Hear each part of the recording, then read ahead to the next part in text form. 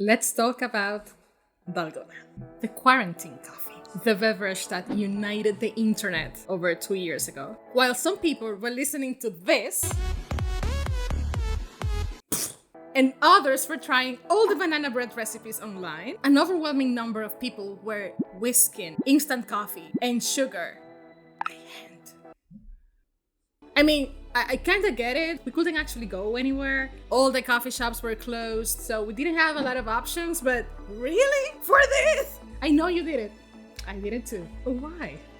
There are just some tiny little details that don't really add up about Dalgona coffee in my head. So here's 5 reasons why I think Dalgona coffee is mostly wrong.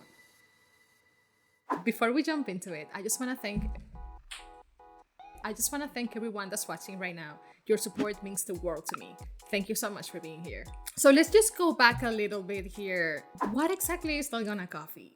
Well, it's a mix of instant coffee, sugar, hot water, more instant coffee, more sugar. Then you whisk it for an eternity or 3 lockdown periods, whatever currency you prefer. Really? For this? You put it over milk and there you go. Diabetes in a cup. Dalgona coffee is not even Dalgona. So Dalgona is a Korean dessert, like an old honeycomb sugar candy. Imagine toffee. Dalgona has a unique blend of sugary taste with slightly bitter aftertaste, and it usually looks like this. In summary, it is not Dalgona. It's not from Korea. People think Dalgona coffee is a South Korean drink. You know, like bubble teas, which are not Korean either. Fun fact, it actually became popular in Macau. So picture this. Enter Jung Il-woo to the scene.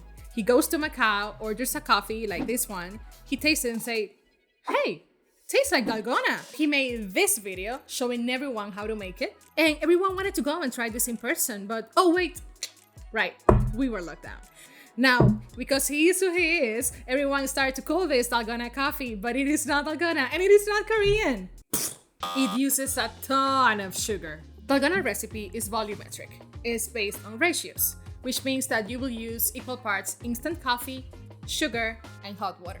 If you were to weigh these things, instant coffee weighs so much less than sugar, meaning that it actually uses much more sugar than coffee. When you add it up, you're actually getting about 370 calories in this little cup here.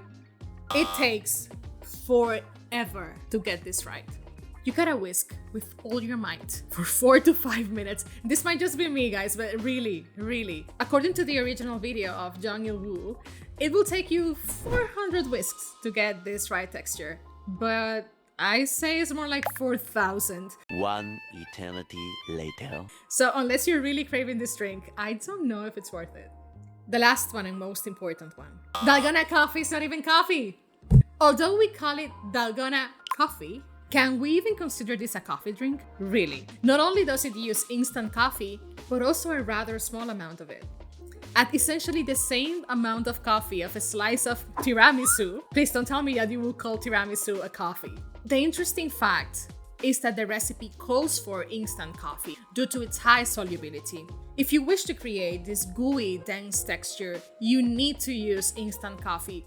Cutting it with ground coffee or brew coffee is not gonna make it, no matter how much you whisk. On the bright side, this is a very interesting dessert. It looks like a frappe or maybe ice cream, and it's certainly appealing. Like aesthetically, it's beautiful. If you wanna learn how to make delicious lattes at home, check this out. And also you can up your game for mocha pot technique. You can click here. In any case, have at it. Just check out everything else. If you enjoyed this video, please don't forget to like and subscribe. It really makes a difference. And I hope to see you next time.